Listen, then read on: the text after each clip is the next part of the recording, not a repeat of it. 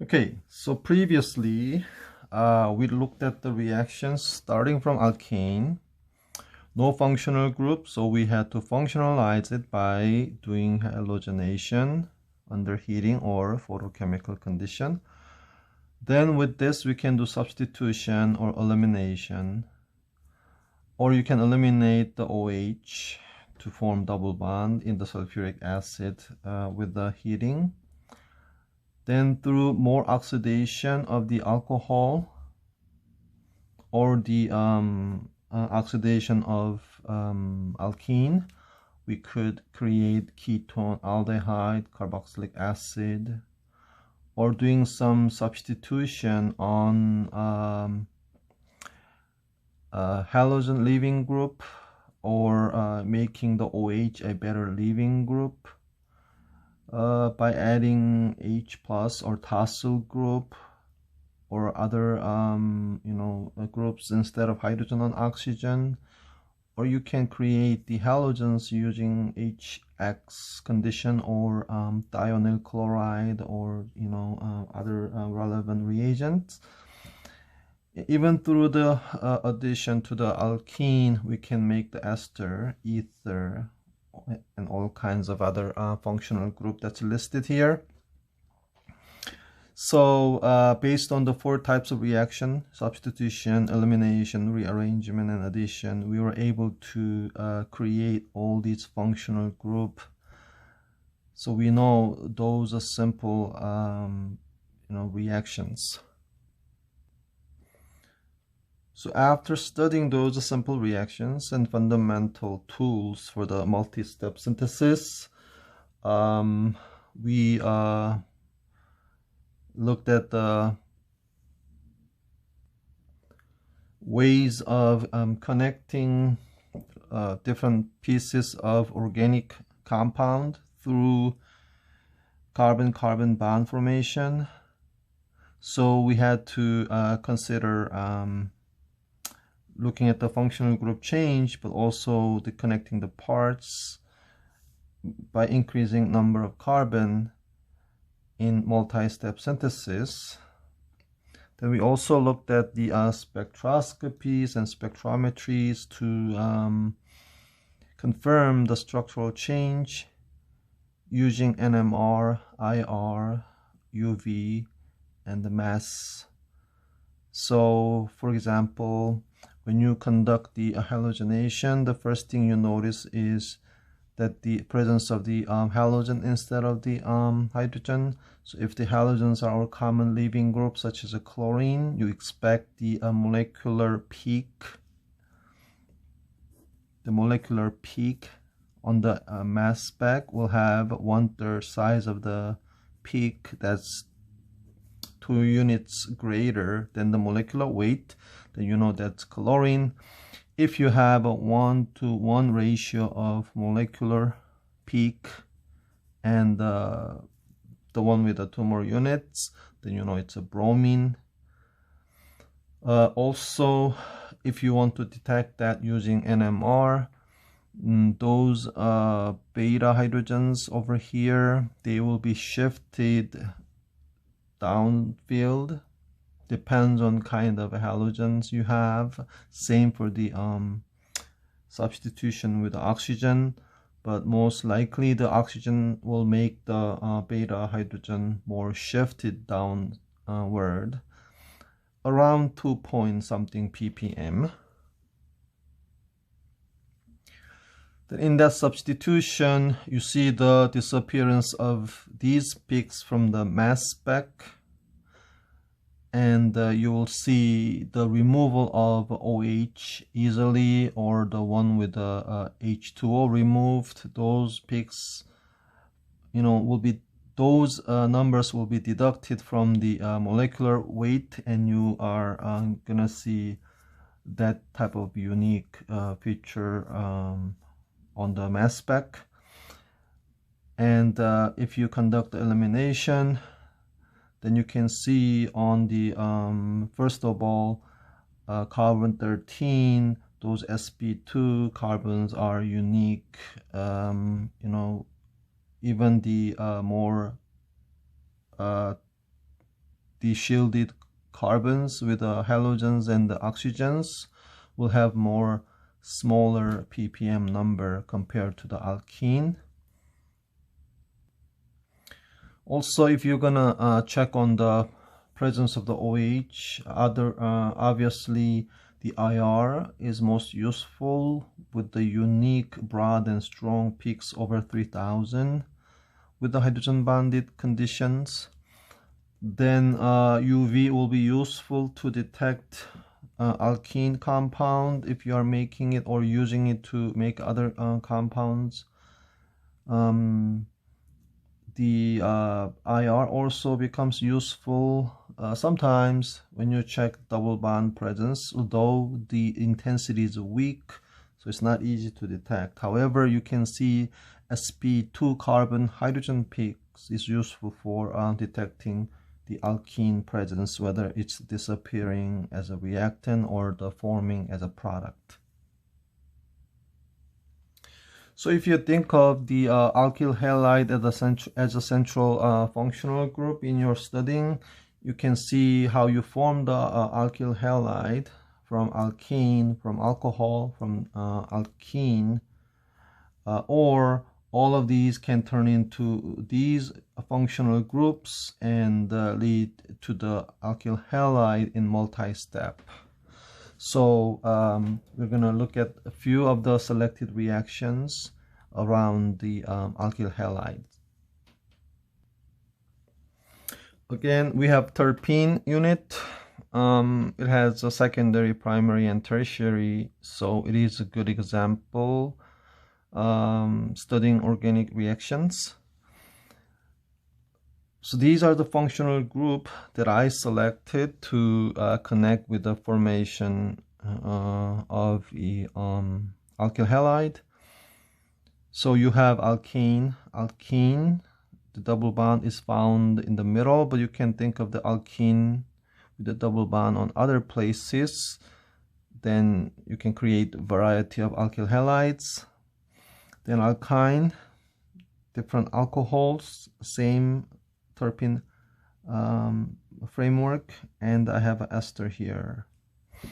And I think after doing this exercise, it's useful for you to think of how to move from there to there, how to synthesize from alkene to alkyne, and so on.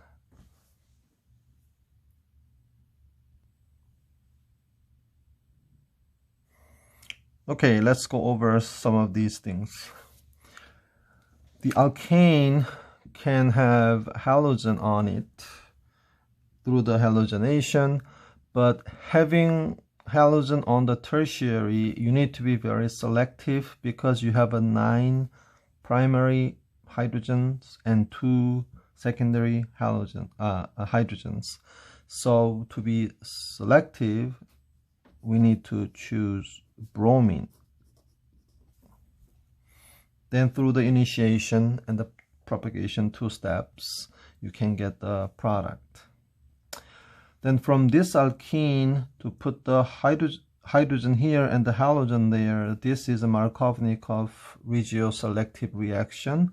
So you can use regular HCl or HBr if you want Br to be there. And obviously, right away, you can think of making this alkyl halide from this alkene because it's anti-Markovnikov addition of X. So HBr with a peroxide will produce this from alkene.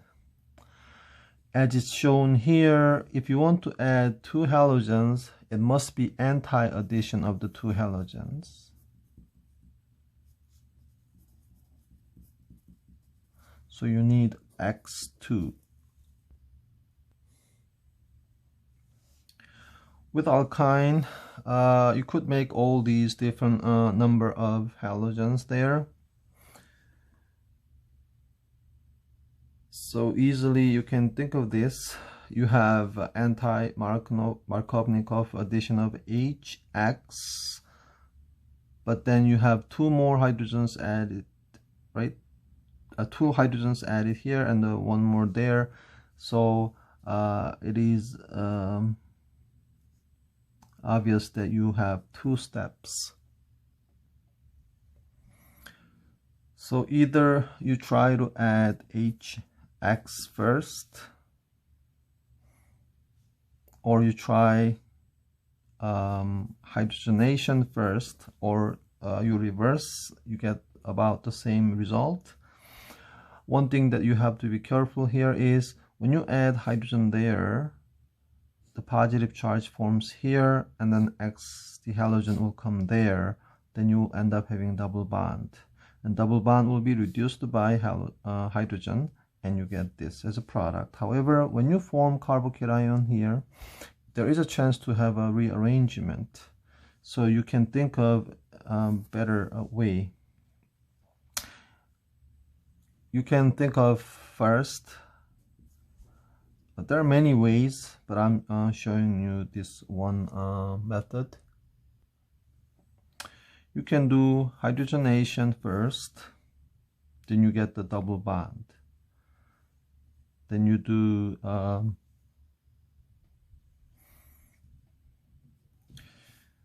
then you can add OH or HX.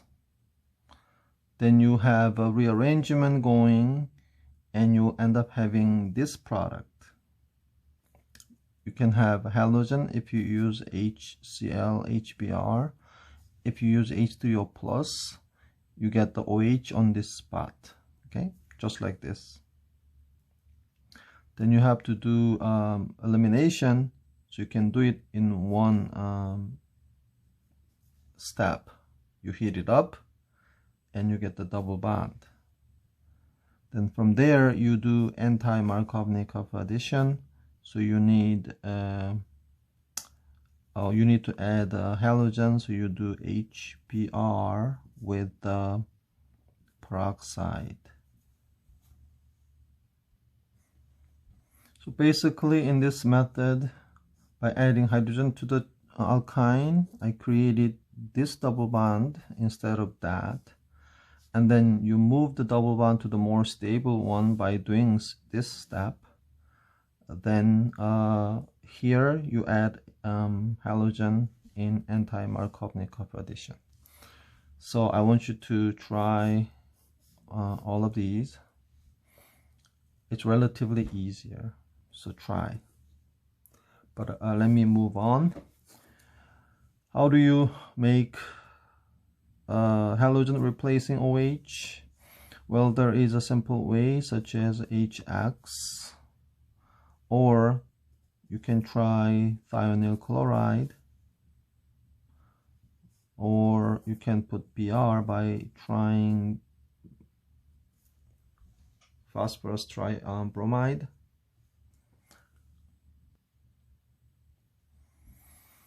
To make this, you have to first form double bond here, then do anti-Markovnikov addition of OH. So going from here to there, you need sulfuric acid with the heat, then anti-Mark addition of OH, you need borohydride in THF, then replacing boron after doing anti-Markovnikov addition of hydride and boron on the double bond. You use peroxide in the basic condition, then you get this. In order to get this, you have to make this double bond. So if you start from here to get there, you do elimination and you form this double bond using sulfuric acid and heating. There you do E2 elimination using strong bulky base. You can form that. If you use really bulky base, you can form double bond here, and that will help you to get to this product. So once you form this, you do anti-Markovnikov addition of HX, you get this. that instead of sites F using smaller, stronger base, but big enough to do E2 to form double bond there, you do use extremely big base to get Hofmann elimination. You get double bond. You form this alkene. From there, you do anti-mark addition of OH using borohydration. So eventually, you get OH there. Then from ester to get there, it's not easy to kick this out as a leaving group using stable halogens. So it's not easy. So you first have to convert this to the OH hydroxyl alcohol using, you can use strong OH minus. You get there. Then you know how to get there using these conditions right here. So without changing number of carbon, you can create alkyl halide from all these functional groups, and you should practice thinking converting to alkyl halide from more secondary of variety of functional groups. If you follow the reaction, it's relatively easy because the halogen presence make the unique signals on mass spec.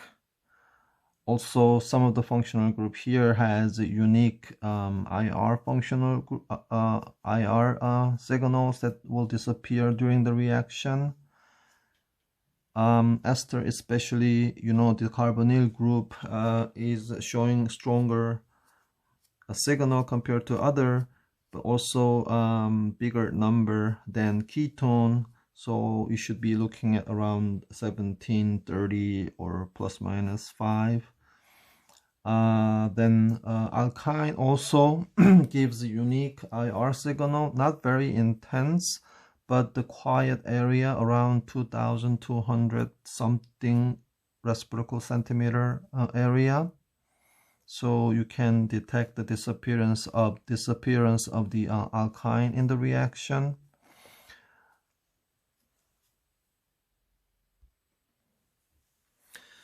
If you have to run certain reaction with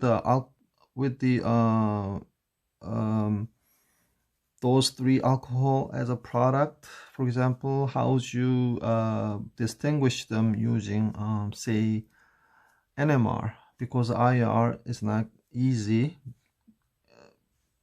It has a strong OH on each compound, so IR is not going to be as useful. The mass spec also is not as useful. In this case, you have 2 methyl groups, but 3 here, 3 there. If you disconnect and find the fragmentation pattern, you could, but it's not as easy. But NMR is easier for you because then electronegative oxygen sitting there, those 2 methyl groups are as de-shielded as this methylene group, and those are symmetrical, so giving one signal of 6 hydrogen.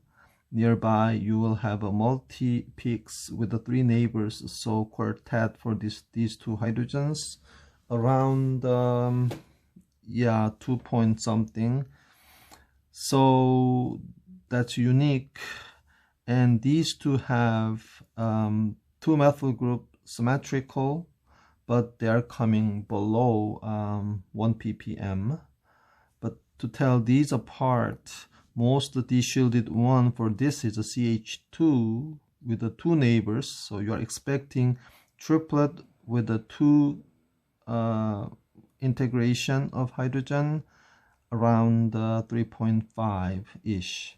This one here, you expect 1 hydrogen having 4 neighbors, so quintet. So it's a very small peak. That's most de-shielded one, so telling them apart using NMR is most useful. So we have now the reactions you can do with the alkyl halide. So variety of the functional group is connected in the multi-step synthesis, and you see what type of reactions you are looking at here. All right, so you have a very good leaving group here sitting on the secondary. If I move it to the primary, the result will come out differently, as well as, you know, the case you move to the tertiary. But let me try with the secondary. I remind you that the borderline of the SN2 and the E2, you have to pay extra attention. You don't want to have more than couple the carbons on the base. If you do, then you get substitution. If you do have more than 2, you will get elimination, but less than 1, you may still get the SN2 as a major. Doesn't mean it is 100%. So this first reaction is a famous reaction. You need to memorize the name the reactions. This is one of them. Finkelstein substitution reaction. A German scientist figured out that we can freely change the halogens using different amount of the excessive halogen salts. So whatever this is, this can do small iodide. So backside attack, you can do SN2, inversion of configuration, so you can replace it and you get this. This is a small strong base, so in SN2 you can do also replacement on the same spot without rearrangement worries. Then now you have R group, so you have a small R group like a methyl group, and you try to control temperature and other factors. You may still get substitution with the inversion of configuration here. However, if you have a more than 2, even 2 carbons with a secondary alkyl halide, you may end up getting E2 as a product, main mechanism. So this is E2 product. But this Zaitsev is not always the main product. You can get this Hoffman E2 product if you have your base more than 2 carbons. But sulfur is known to be a good nucleophile compared to the oxygen. So somewhat big R group, you may still get substitution, even somewhat bigger ones, bigger than methyl groups. And you know, the nitrogens are neutral, but they are considered strong enough nucleophile can do SN2. So you get the SN2 as a product. Oh, I should put the halogen, so you get the salt. And if you start raising temperature with the 3 R groups, even 1 carbon methyl on the R, so trimethyl amine or you know, triethylamines or bigger, you will start to see elimination.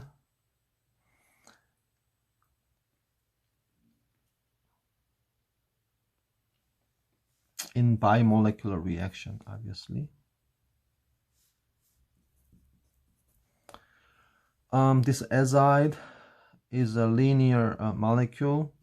It will easily do SN2 on it. And cyanide is also small enough to do SN2 on the secondary. And the acetate is a flat molecule, so it's not that big. So you are able to get ester out of it in SN2. And the phosphorus is very nucleophilic, just like the sulfur. even in the neutral state, just like sulfur is a strong enough of a nucleophile. It can do bimolecular substitution, and you can create this SN2 product.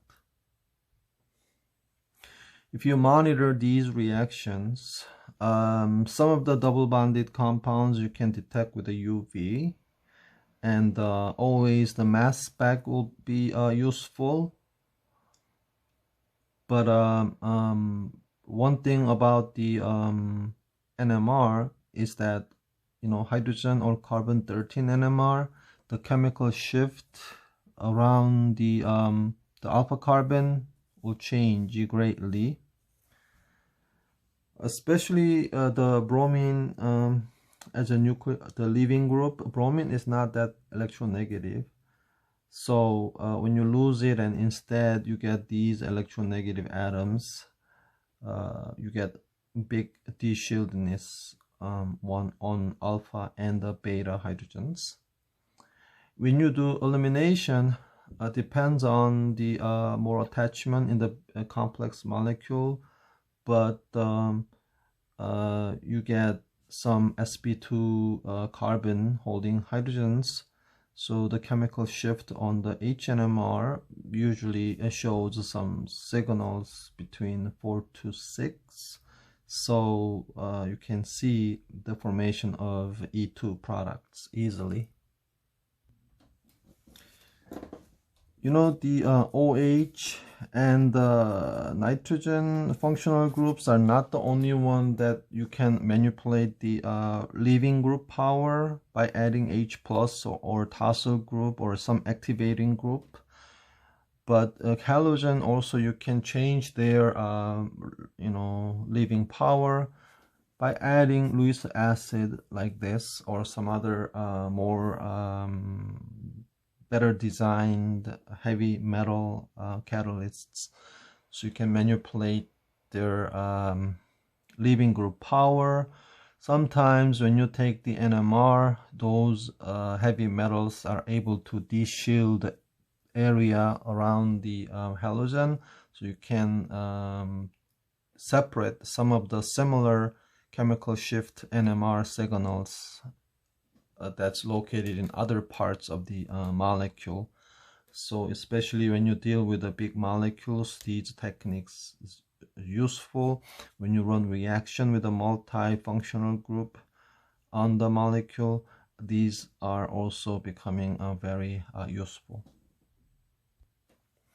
Okay, then I'll see you next time.